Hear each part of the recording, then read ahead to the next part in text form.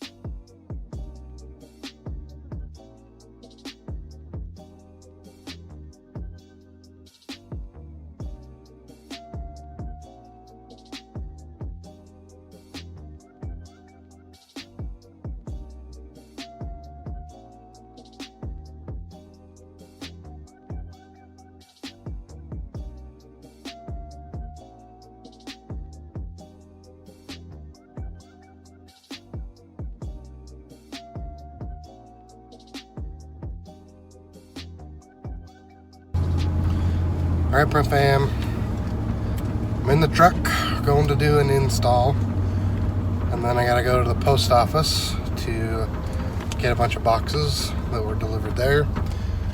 If I haven't said it already, I have a P.O. box for a few reasons.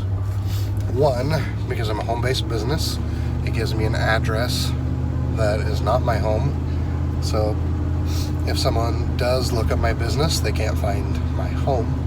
So it keeps me protected that way. And then it also is a commercial address, so it saves on shipping, because commercial address shipping is less expensive than residential address shipping. So I typically will send things there because it saves money to ship them there. Plus I don't have to worry about theft or things like that because it's the post office. And I'd say 9 times out of 10 they can fit, probably even more than that, they can fit the packages in one of their boxes, so I just get a key in my box to open up the other box. So, but in this case it's a bunch of water bottles and they don't fit in a box. So I'm going to do an install for some vinyl that I cut this morning that you saw, and then we are going to go to the post office. Really wish I wasn't installing the vinyl though. I don't like to do it. Welcome back. Got my install done. Cam, display the picture. I'll promise I'll remember to put it. I hope. Anyway, I'm working on a backdrop, so I am actually going to do it. I thought they weren't going to do it. But one of the things I'm doing is I'm using alt codes, and I thought that this might be something not everyone is aware of. So let me show you what I'm talking about. So here in the text, I wanted a dot centered of the text. So I used what's called an alt code, which basically means you hold down the alt key and enter in a code. So in this case, a dot is Alt and then 7. So I can hold Alt and push 7, let go of Alt, and it's going to do that. I could do like Alt and 5, and it's gonna, doesn't have that one. It probably has, let's see, 174. Nope. 17. I can't remember what the code is. I use it all the time. I like to use alt codes. Anyway, you can see what all the alt codes are.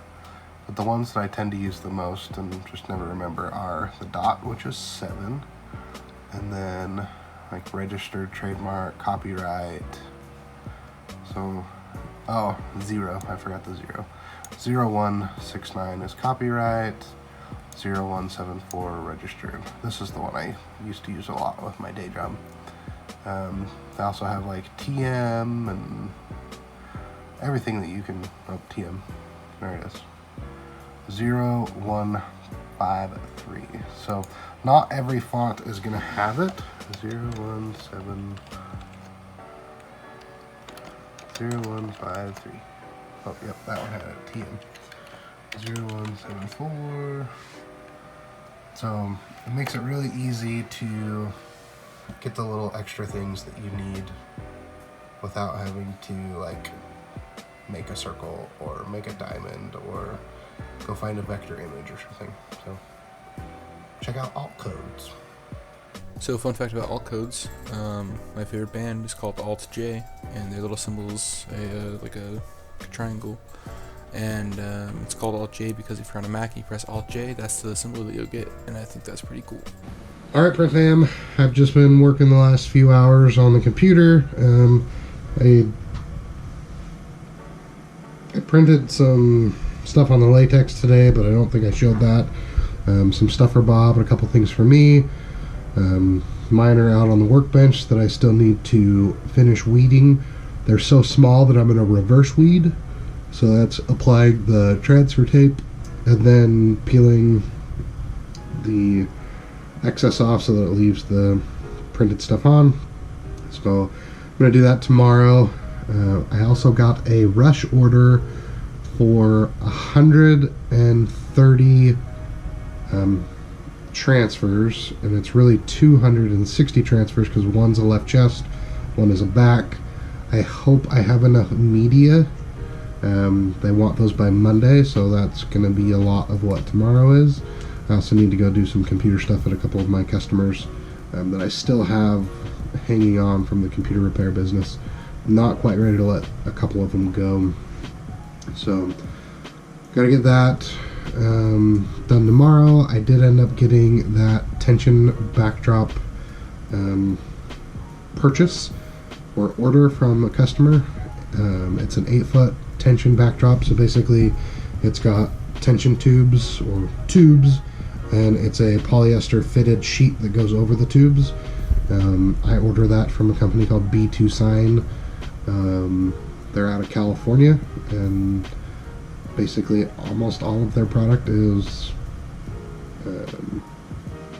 printed next day, so it'll print and ship on Monday, and so I'll have it probably by Wednesday, Thursday, and we'll get that to my customer. They needed it by Friday, so that'll be good.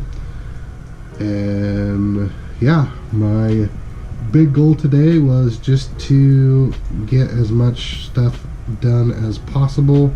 I'm trying to bring in some money, so I might come back out later tonight. Right now I'm working on the description for the PPAI Expo day number 1, and it is a long video and the audio is really bad, so if you haven't watched it already, I'm sorry. If you have watched it, I'm still sorry.